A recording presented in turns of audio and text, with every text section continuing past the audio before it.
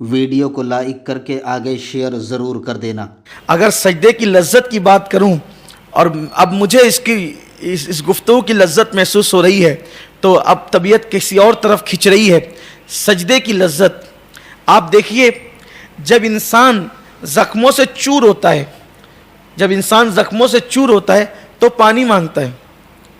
اگر اس نے پیٹ بھر پانی پی کر بھی وہ زخمی ہوا ہے تو بھی وہ پانی مانگتا ہے، کیونکہ زخم انسان کو پیاسا بنا دیتے ہیں۔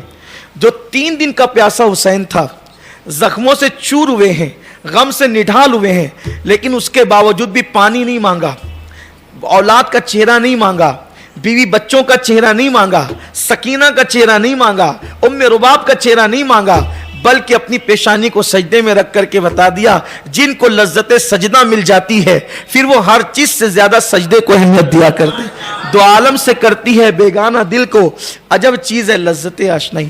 بلکہ ایک حدیث پاک تو یہاں تک ہے، اللہ تعالیٰ قدموں سے پاک ہے، اللہ جسم و جسمانیات سے پاک ہے، لیکن ایک حدیث پاک ہے، وہ اس کا شمار حدیث متشابہات میں ہو سکتا ہے کہ آقا کریم صلی اللہ علیہ وسلم فرماتے ہیں، جب تم سجدہ کرتے ہو تو گویا کہ تم قدرت کے قدموں میں سر رکھتے ہو۔ جب تم سجدہ کرتے ہو تو قدرت کے قدموں میں تمہارا سر ہوتا ہے، حالانکہ اللہ قدم سے پاک ہے۔ تو جیسے اس کے وجہ منیر کی تعریف کی جاتی ہے، ویسے ہی جو ہے قدرت کے قدم کی بھی تعریف کی، جیسے اس کی شان کے لائق ہے، جیسے ید اللہ کے متعلق بیان کیا جاتا ہے۔ تو یہ سوچو تو صحیح، ایک مسلمان کا سر کتنا قیمتی ہے، کتنا قیمتی ہے۔ تو آئیے آج سے عہد کرتے ہیں کہ انشاءاللہ کبھی نماز نہیں چھوڑیں۔ کتنے لوگ اللہ کے گھر میں وعدہ کرتے ہیں؟ وعدہ کرو گے بھی تو پڑھنا پڑے گی، نہیں کرو گے تو ہی پڑھنا پڑے گی۔ تھوڑا ہاتھ ذرا میں بھی تو دیکھوں، ذرا فرشتے بھی گواہ ہو جائیں۔ ہاں، جو پڑھتے ہیں وہ بھی اٹھا لینا ذرا اصول برکت کے لیے۔ ماشاءاللہ آج ابھی آپ نیچے کیوں کرتے ہیں؟ اے اللہ، آج سے ہم سب تیرے گھر میں وعدہ کرتے ہیں کہ 5 وقت کی نماز پابندی کے ساتھ صرف تیری اور تیرے حبیب کی رضا کے لیے ادا کریں گے۔ ایک اور وعدہ، اپنے گھر والوں کو بھی نمازی بنائیں گے۔ اللہ کے رسول صلی اللہ علیہ وسلم فرماتے ہیں کہ جو بندہ نماز چھوڑتا ہے وہ 15 بلاؤں میں گرفتار ہوتا ہے۔ کتنی بلاؤں میں؟ 15۔ 6 بلائیں اسے دنیا میں آتی ہے، 6 بلائیں اسے دنیا میں آتی ہے، اور 6 بلائیں اسے موت کے وقت آتی ہے۔ کتنی ہو گئی؟ 6 بلائیں دنیا میں آتی ہے اور 3 بلائیں اسے موت کے وقت آتی۔ کتنی ہو گئی؟ 9۔ 3 بلائیں اسے قبر میں آئے گی۔ کتنی ہو گئی؟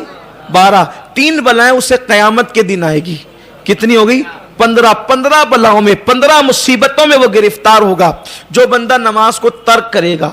محدثین نے ترک جماعت پر بھی یہ حدیث لائے ہیں، اور بعض لوگوں نے ترک صلاۃ پر بھی یہ حدیث لائے ہیں کہ اللہ کے حبیب صلی اللہ علیہ وآلہ وسلم فرماتے ہیں 15 مصیبتیں اس پر نازل ہوگی، اور پھر یہ اس رسول کا فرمان ہے، ان کی زبان سے جو نکلا ہے وہ ہو کر کے رہا، تمہارے منہ سے جو نکلی وہ بات ہو کے رہی۔ حضور نے کہہ دیا بے نمازی کو 15 مصیبت آئے گی تو آئے گی۔ اب دنیا کی کوئی طاقت اس مصیبت سے بے نمازی کو بچا نہیں سکتی۔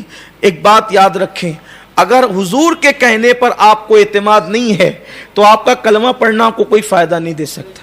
مسلمان تو مسلمان، کافروں کو بھی اعتماد تھا کہ حضور جو کہتے ہیں وہ سچ کہتے ہیں۔